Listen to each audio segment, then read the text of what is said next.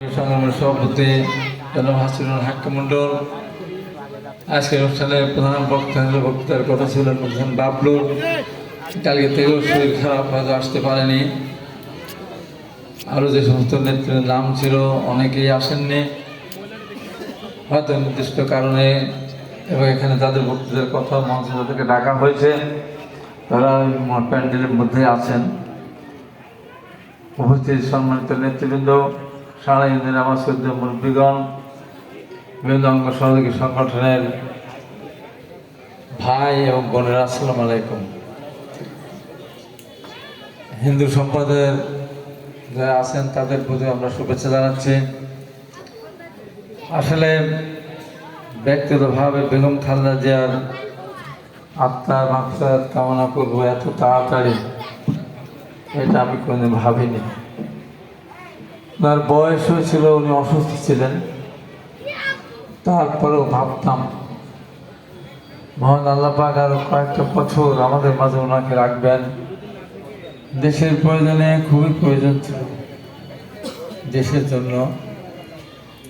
উনি বারবার হাসপাতালে গিয়েছেন অসুস্থ হয়ে।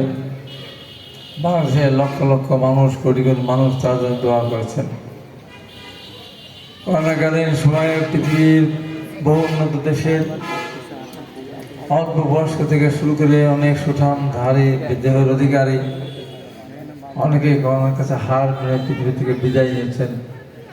কিন্তু আমাদের নেত্রী দেশনেত্রী বেগম খালেদা জিয়া নানান অসুখে অসুখ থাকার পরেও ৭৪ বছর বয়স্ক কোটি কোটি মানুষের দোয়ার বরকতে আল্লাহ তাকে করোনা থেকে মুক্ত করেছিলেন। আমি দেশের মধ্যে এবং দেশের বাইরে বহু ভার্চুয়াল টক শোতে অংশগ্রহণ করেছিলাম, যেহেতু তখন সরাসরি এরকম অনুষ্ঠান করার সুযোগ ছিল না। সেই সমস্ত অনুষ্ঠানগুলি বারবার আল্লাহর কাছে প্রার্থনা করতাম যে এই পৃথিবীতে একজন মানুষের সুস্থতার জন্য এত কোটি কোটি মানুষ কোনোদিন কেউ দোয়া করেনি। তাই আমরা কোটি কোটি মানুষ আপনার কাছে দোয়া করছি, বেগম খালেদা জিয়া যেন করোনার হাত থেকে মুক্ত হন। মহান আল্লাহ পাক আমাদের দোয়া কবুল করেছিলেন।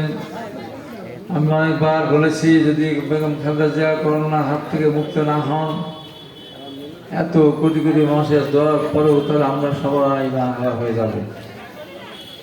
আমরা কোনোদিন আমাদের সন্তানের অসুস্থতা, নিজের সমস্যা নিয়ে আর কোনোদিন হাত তুলে বলব না, হে মহান আল্লাহ, সৃষ্টিকর্তা সর্বশক্তিমান, আপনি আমাদের সমস্যার সমাধান করে দেন, সুস্থ করে দেন, আমাদের ঈমান রক্ষা করার জন্য আপনি আমাদের নেত্রীকে সুস্থ করে দেন। আল্লাহ আমাদের কথা শুনেছিলেন। এই নেত্রী আজকে সারা বাংলাদেশের মানুষের কাছে এত জনপ্রিয় কেন? জনপ্রিয়তার কারণ উনি দেশে অনেকগুলি সংস্কারমূলক কাজ করেছেন। 1991 সালে রাষ্ট্রীয় ক্ষমতা আসার পূর্বে একদিনের জন্য নির্বাচনী ইশতেহারে বা একদিনের বক্তব্যই বলেননি, আমার দল যদি রাষ্ট্রীয় ক্ষমতা যায় তাহলে 5,000 টাকা কিস্তির সুদ আসল মাফ করে দেব, 10,000 টাকা কিস্তির সুদ মাফ করে দেব।